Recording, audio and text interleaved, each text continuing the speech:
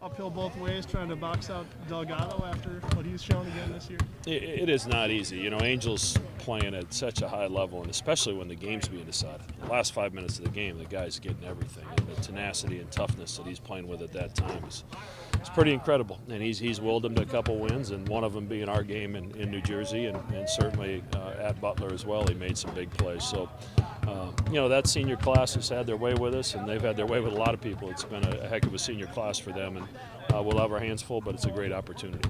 Besides Xavier being good, what did you learn the other day in that afternoon in Cincinnati? Xavier was good, Creighton was bad. Pretty much. That was Captain Obvious. You know, it was one of those games. We didn't play well, and you know, we missed layups early, we missed free throws early, we inbounded the ball and threw it into the backcourt. I mean, some things I hadn't seen out of this team before. And you know, you certainly look at the film and you learn from some of the things we could control that we have to try to fix. And some of it, you know, we were playing a team that was pretty juiced up, pretty desperate, in front of a great crowd and a great environment, and we never did anything to get the crowd out of it.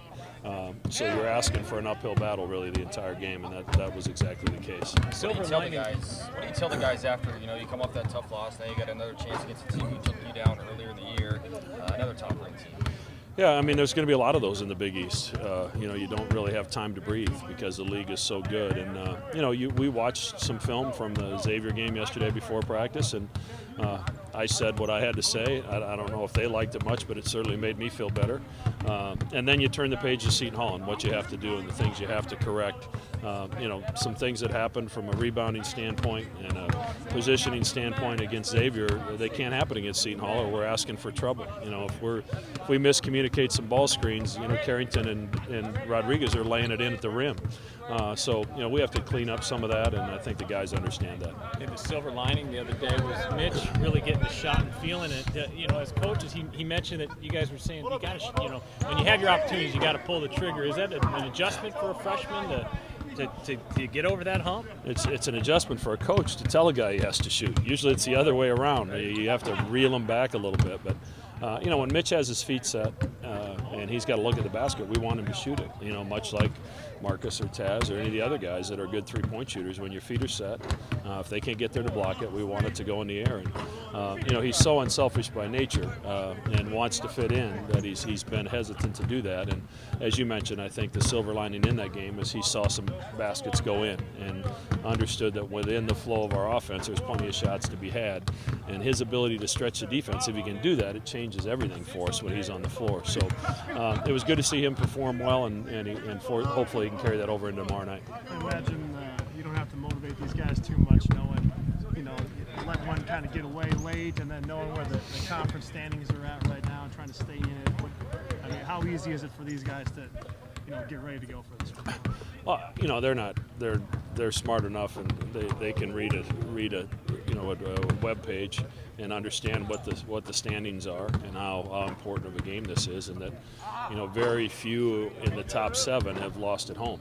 And you know, if you're going to continue to be one of those teams that's going to try to fight for this all the way till the end, you have to protect your home court, and then you got to find a way to steal a couple on the road somewhere.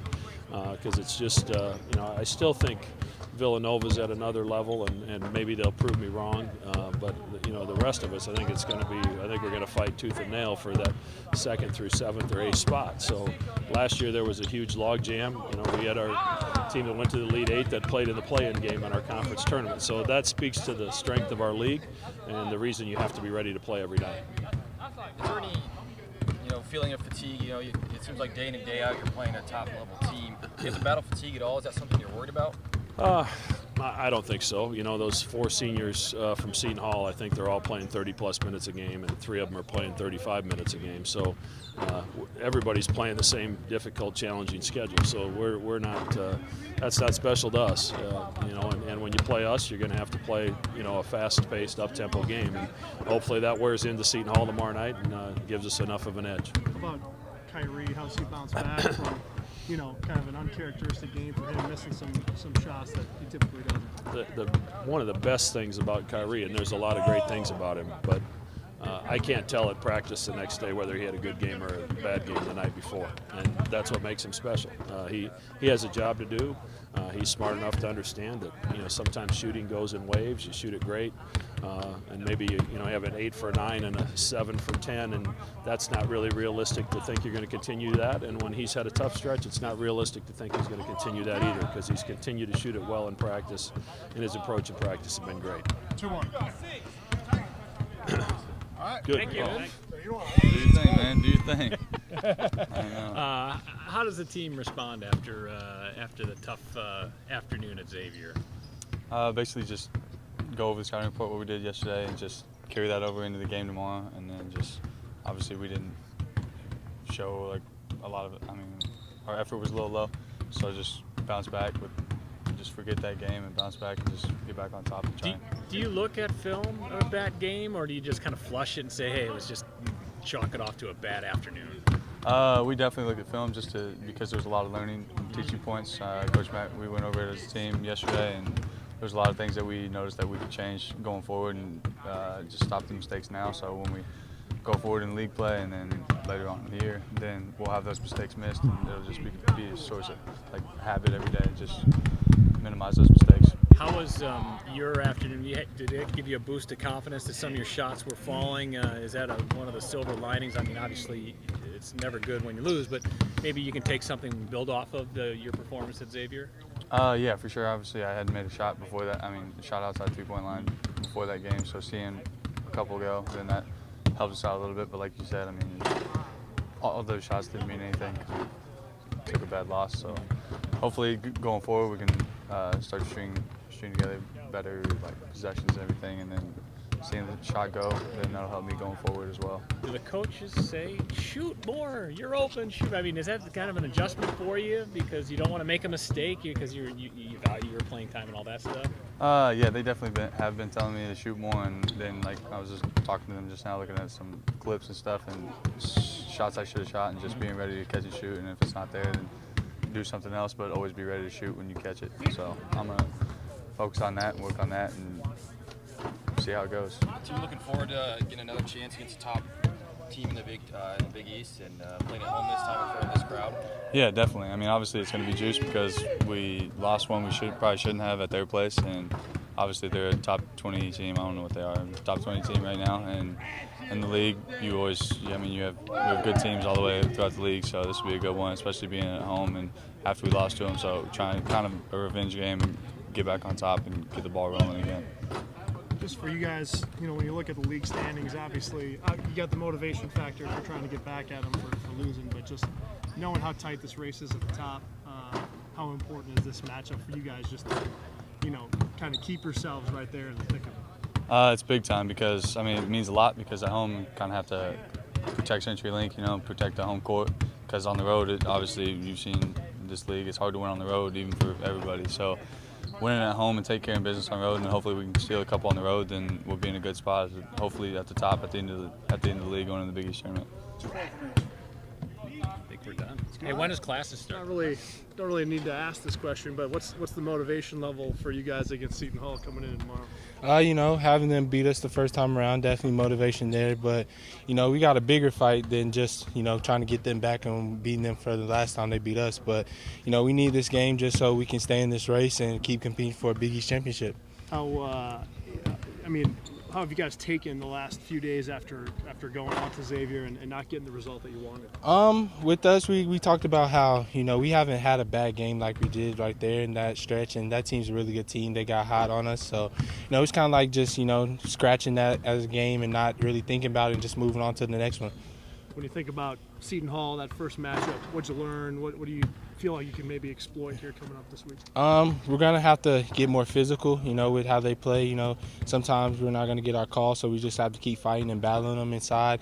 And it's going to come to down the stretch. We're going to have to take care of the ball. Last time, you know, I know I had a couple turnovers down the stretch, and, you know, Martine has turnovers we talked about, you know, just cleaning that up. And, you know, it was nothing major that we did wrong. It was just little things that we can change and, you know, that can help us win on tomorrow night. Does this maybe help with, you know, is it a good test of toughness? Because you want to bounce back and be strong regardless, but knowing what they have, you know, inside on the block, the toughness factor is kind of upped a little bit too. Is that a good, next game, I guess, for you guys from that perspective? I would definitely say it is. Just if you look down the road, we got Providence and St. John's coming up, and those are two physical teams in the conference. So, it's definitely going to be a battle for us. But I'm glad we can, get prepared for it coming down playing Seton Hall tomorrow. It's such a tough league. How important is it to take it one game at a time? You are coming off that tough loss, but you get a chance to come back home and play one of the top teams in the league.